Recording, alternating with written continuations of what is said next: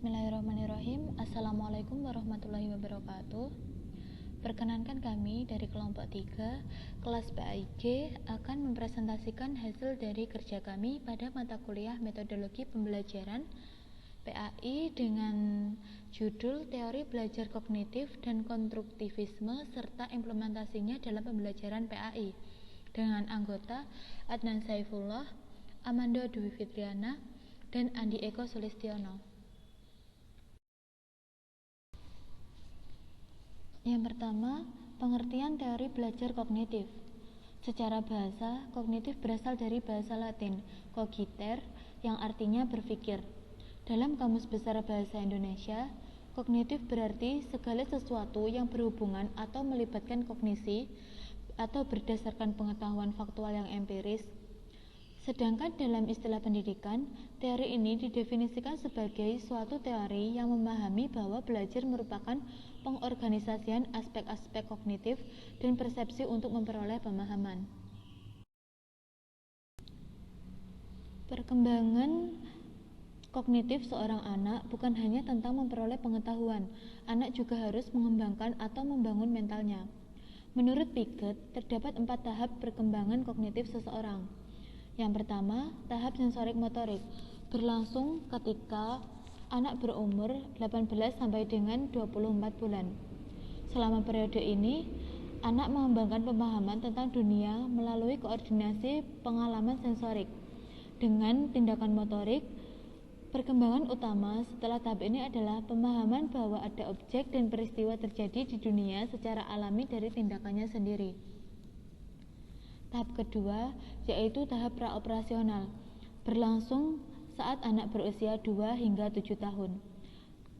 Selama periode ini, anak berpikir pada tingkat simbolik, tapi belum menggunakan operasi kognitif.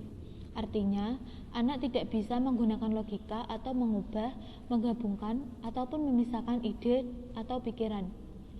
Selama akhir tahap ini, anak secara mental bisa merepresentasikan peristiwa dan objek dan juga terlibat dalam permainan simbolik.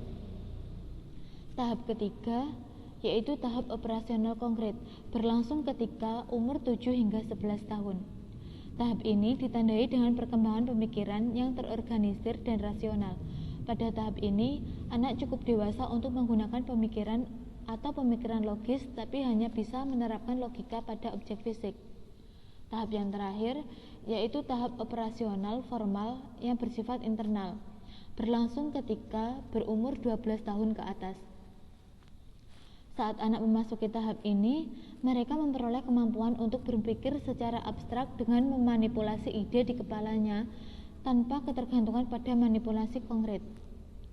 Mereka bisa melakukan perhitungan matematis, berpikir kreatif, menggunakan penalaran abstrak, dan juga membayangkan hasil dari tindakan tertentu. Yang kedua, yaitu implementasi teori belajar kognitif dalam pembelajaran PAI. Poin pertama, penerapan materi PAI pada tingkat sensorik motorik. Pada tahap ini, anak belajar menggunakan indranya, sehingga pembelajaran PAI dapat dilakukan dengan mengenalkan indera anak terhadap materi agama Islam. Misalnya, mendengarkan anak pada bunyi-bunyian Al-Quran, meletakkan anak di samping orang yang sedang melaksanakan sholat, mengikut sertakan anak ketika pergi ke masjid, mengucapkan salam, dan juga membiasakan berdoa sebelum melakukan pekerjaan. Poin kedua, penerapan pada tingkat praoperasional. Pada tahap ini, anak masih berpandangan egosentrisme. Oleh karena itu, pembelajaran PAI dapat dilakukan dengan mengajak anak terlibat dalam interaksi sosial.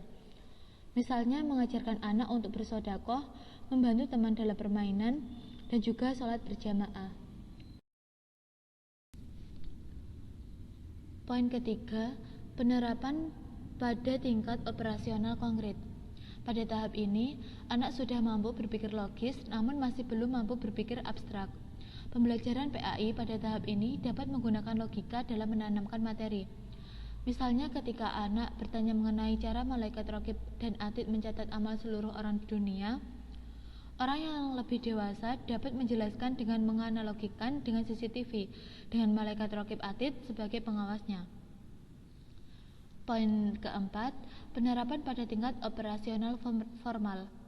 Pada tahap ini, anak sudah mampu berpikir abstrak, sehingga pembelajaran PAI dapat dilakukan dengan metode diskusi ataupun problem solving. Misalnya pada pelajaran sejarah Islam.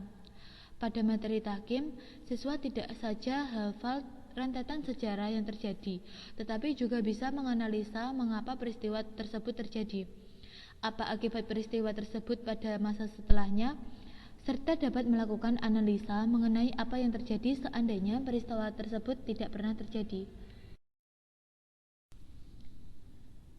Yang ketiga, pengertian teori belajar konstruktivisme. Teori ini merupakan teori belajar yang mengedepankan peningkatan perkembangan logika dan konseptual pembelajaran. Teori belajar konstruktivisme memahami bahwa belajar merupakan sebuah proses membangun atau membentuk pengetahuan yang mengkondisikan peserta didik untuk melakukan proses aktif membangun konsep baru, pengertian baru, dan pengetahuan baru berdasarkan data. Oleh karena itu, proses pembelajaran harus dirancang dan dikelola sedemikian rupa sehingga mampu mendorong peserta didik mengorganisasi pengalamannya menjadi pengetahuan yang bermakna. Yang keempat, implementasi teori belajar konstruktivisme dalam pembelajaran PAI. Untuk yang pertama, kegiatan pendahuluan dilakukan dalam mengimplementasikan pendekatan konstruktivisme dalam pembelajaran terdiri dari beberapa kegiatan. Yang pertama, guru menyiapkan siswa secara psikis dan fisik untuk mengikuti proses pembelajaran. Kedua, guru memberikan motivasi belajar kepada siswa secara kontekstual sesuai manfaat dan aplikasi materi ajar dalam kehidupan sehari-hari dengan memberikan contoh dan perbandingan. 3. Guru mengajukan pertanyaan-pertanyaan yang mengaitkan pengetahuan sebelumnya dengan materi yang akan dipelajari. 4. Guru menjelaskan tujuan pembelajaran atau kompetensi dasar yang akan dicapai. 5. Guru menyampaikan cakupan materi dan penjelasan uraian penjelasan. Yang kedua, kegiatan inti. Kegiatan ini lebih menekankan dalam menggunakan strategi pembelajaran, metode pembelajaran, media pembelajaran, dan sumber belajar yang sesuai dengan materi yang akan disampaikan. Dan yang terakhir, yaitu kegiatan penutup. Dilakukan dalam mengimplementasikan pendekatan konstruktivisme dalam pembelajaran adalah berupa kegiatan yang dapat memastikan bahwa siswa telah mempelajari pengetahuan yang berbeda dari pengetahuan yang telah dimiliki sebelumnya. Cukup sekian presentasi dari kelompok kami, semoga bermanfaat, dan apabila ada kurang lebihnya kami mohon maaf. Wallahul muwaffiq ila aqwamit thoriq, ihdinas siratal mustaqim. Wassalamualaikum warahmatullahi wabarakatuh.